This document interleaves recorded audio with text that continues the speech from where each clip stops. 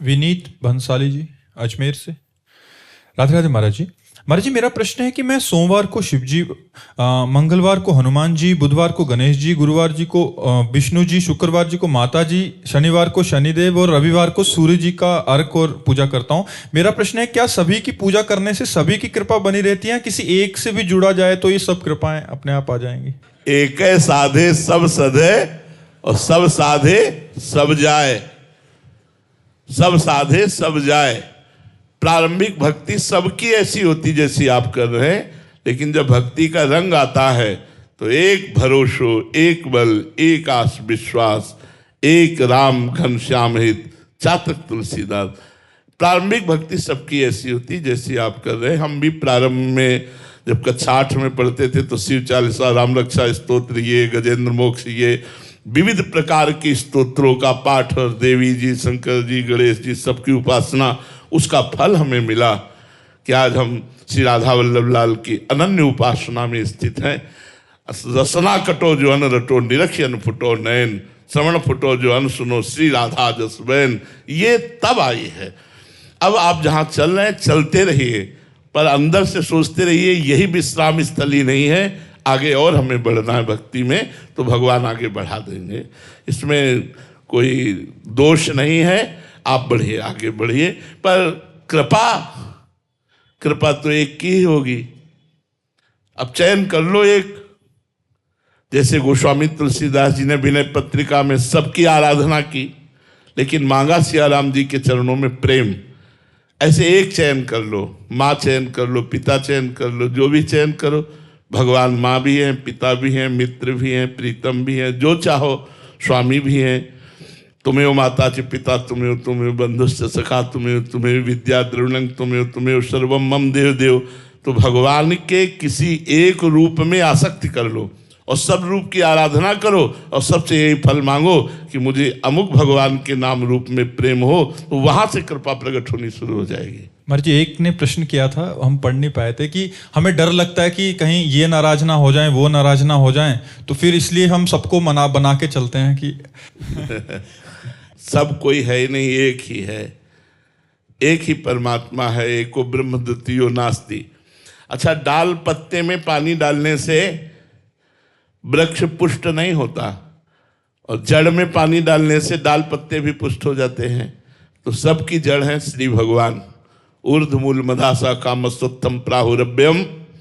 यदि श्री भगवान की आराधना की जाए तो सब देवी देवता, सन, ग्रह, नक्षत्र सब आशीर्वाद देने लगेंगे।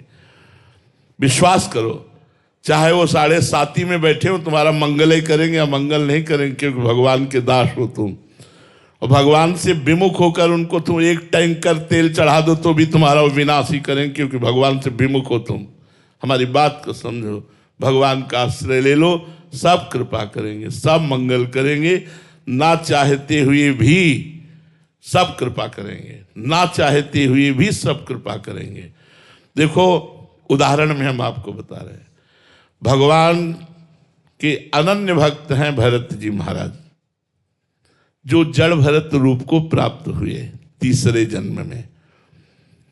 एक राजा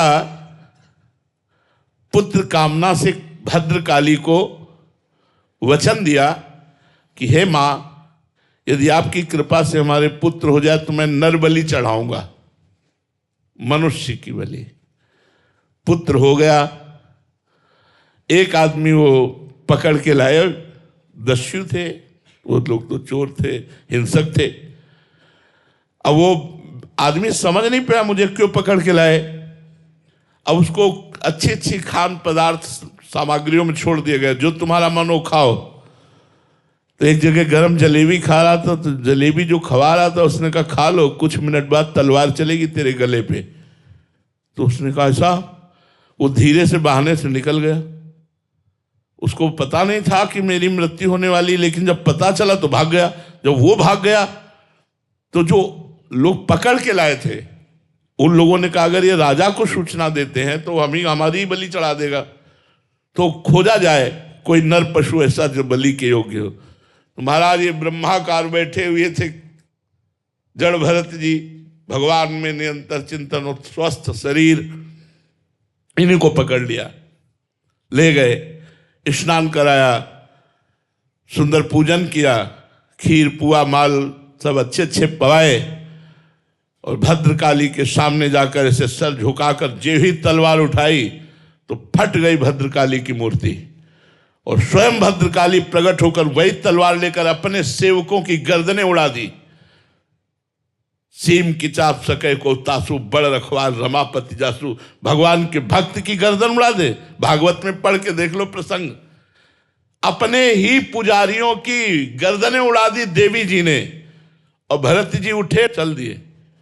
भगवान के चिंतन में मग्न है, उनको पूड़ी हलवा खवाने में और तलवार चलवाने में कोई उनको फर्क नहीं था। देवी जी ने रक्षा कर ली, कोई धन्यवाद नहीं, कोई नमस्कार नहीं। अपनी यह अद्भुत स्थिति, भगवान में तन्मय महापुरुष की स्थिति। तो जो भगवान का दास है उसका कोई बाल बांका नहीं कर सकता। भगवान देवी रूप में है, स्वयं प्रकट होकर के, और अपने पुजारियों की गर्दनें उड़ा दी, लेकिन भरत जी के खरोच भी नहीं आने दी। भागवत में प्रसंग पढ़ लो, भरत चरित्र में। तो इसलिए हमें लगता है श्री भगवान की आराधना करने से सब प्रसन्न हो जाते हैं। वैसे भी जा पर कृपा राम की हुई, ता पर कृपा करे सब कोई, सब प्रसन्न हो जाते हैं।